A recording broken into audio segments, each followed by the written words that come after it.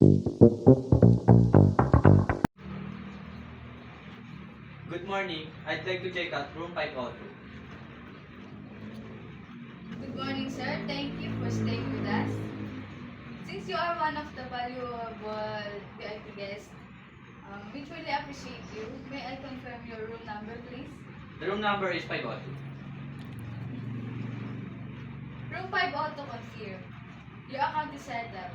Thank you for staying with us and hope you will come back soon.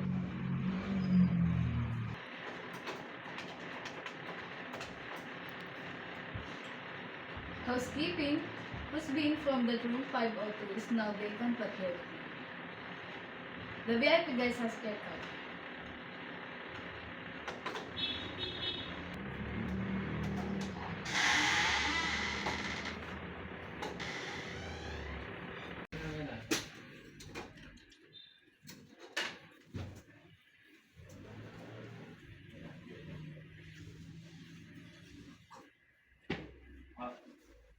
O niya, Room 502.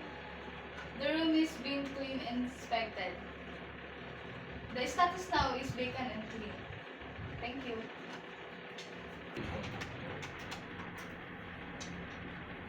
Confirm.